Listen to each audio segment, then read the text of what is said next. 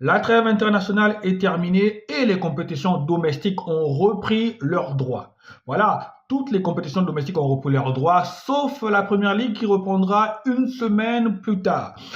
Jeudi, le FC Barcelone s'est mis le pied à l'étrier. Le FC Barcelone affrontait Osasuna pour son match en retard.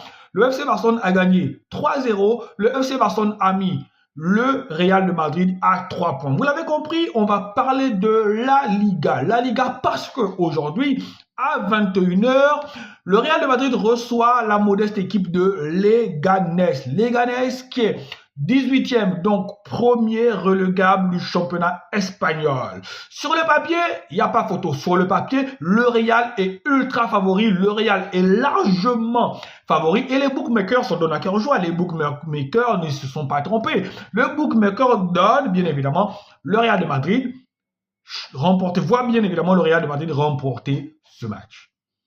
Est-ce qu'il peut en être autrement? Non, puisque je pense que le Real de Madrid a vu déjà que le FC Barcelone est à 3 points de plus. Perdre ce match aujourd'hui, ça signifierait d'une certaine manière que vous avez renoncé. Ça signifierait d'une certaine manière que le Real de Madrid a compris que cette saison, la Liga n'allait pas échapper au Barça. Donc, vu toutes ces choses-là, moi je pense que le Real de Madrid va donner tout son va-tout. Le Real de Madrid va disposer de cette équipe de Leganés. Le Real de Madrid est à domicile. Il n'y a pas de raison que ça ne se passe pas bien. Maintenant, en tant que supporter du FC Barcelone, vous le savez, bien évidemment, lorsqu'on est supporter du FC Barcelone, lorsque le Real de Madrid joue, qu'est-ce qu'on attend? Eh bien, on attend simplement que le Real de Madrid fasse une contre-performance.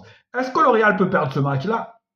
Oui, ils peuvent perdre, mais quand tu regardes dans le fond, tu ne vois pas comment ils peuvent perdre. Maintenant, un match nul est envisageable. Donc, si Leganés est incapable de gagner le match face au Real, je pense même que Leganés doit au moins chercher un match nul. Parce que Leganés est premier relégable. Donc, Leganés lutte pour se maintenir. Et lorsqu'un club lutte pour se maintenir, il peut être aussi dangereux qu'un club qui lutte pour le titre ou qu'un club qui lutte pour les places européennes. Donc, les choses vont être simples. Si le Real de Madrid ne se met pas très vite à l'abri, si le Real de Madrid ne tue pas le match très vite, si le Real de Madrid ne prend pas cette équipe de Leganés à la gorge, eh bien, plus on va avancer dans ce match-là, plus les joueurs de Leganés vont se sentir en confiance. Et si on part à la première mi-temps à 0-0, je vous jure que la deuxième mi-temps va être un peu plus compliquée. Parce que là, les joueurs du Real de Madrid seront aux abois, ils vont sûrement confondre vitesse et précipitation. Et lorsqu'on est aux abois, lorsqu'on confond vitesse et précipitation, le plus souvent, on n'arrive pas à cadrer la mire. Donc, je pense que Kylian Mbappé sera bien de la partie titulaire.